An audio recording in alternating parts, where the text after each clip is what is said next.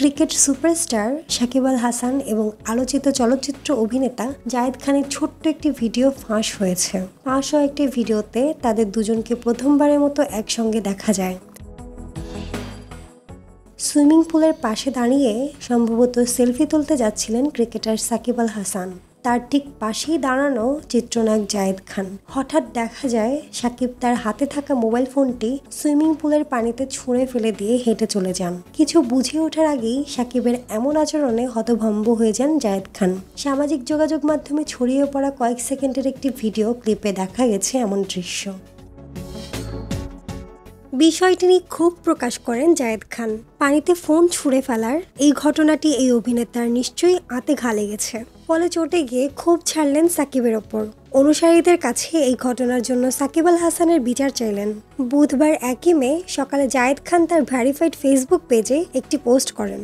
সেখানে তিনি লিখেছেন, নাম্বার 1 বলেই কি ফোন ফেলে দেবে? শীঘ্রই সব জানাবো, তারপর আপনারাই বিচার করবেন। এই পোস্টে নিচে নেটিজেনরা বিরূপ মন্তব্যও করেছেন।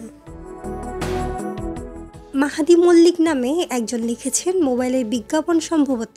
এখানে আপনার ফোন ফেলে না দিয়ে তামিম ইকবালের ফোন ফেলে দিলে আরও জমতো। এমডি মহিদুল ইসলাম খান লিখেছেন, ভাই এদেশে বিজ্ঞাপনের আইডিয়ার বোধহয় খরা চলছে। সবাই একই টেকনিক ফলো করলে কিভাবে হবে?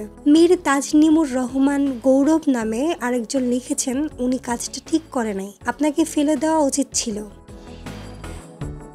জায়েদের এই স্ট্যাটাস দেখে এটি স্পষ্ট যে ভিডিওটি সাজানো। ভিডিওর পারিপার্শ্বিক পরিবেশ দেখে ধারণা করা হচ্ছে এটি একটি শুটিংয়ের অংশ হয়ে থাকতে পারে। তবে এটি কোনো বাণিজ্যিক কার্যক্রমের অংশ নাকি অন্য কোনো ধরনের শুটিং তা কেউ নিশ্চিত করতে পারেনি।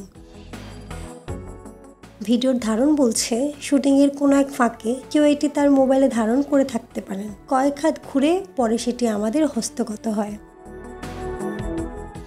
বর্তমানে সাকিবের কাঁধে রয়েছে গুরুদায়িত্ব। শুধু মাঠে না, সংসদ ভবনেও যেতে হয় তাকে, কেননা তিনি এখন নির্বাচিত সংসদ সদস্য। অন্যদিকে জায়েদ খান ব্যস্ত বিভিন্ন শোরুম উদ্বোধন নিয়ে। পাশাপাশি দেশ বিদেশে বিভিন্ন অনুষ্ঠানে দর্শকদের বিনোদিত করেন। ঈদে মুক্তি পেয়েছে তার সিনেমা সোনার চর। অন্যদিকে জায়েদ খান বাংলাদেশের শিল্পী সমিতির নির্বাচনে সাধারণ সম্পাদক পদে জয়ী হয়েও দায়িত্ব পালন করতে পারেননি। পরে সমিতি থেকে বহিষ্কৃত হন তিনি। এই দুই তারকা নিজ নিজ ক্ষেত্রে আলোচিত ও নানান কারণে সমালোচিত।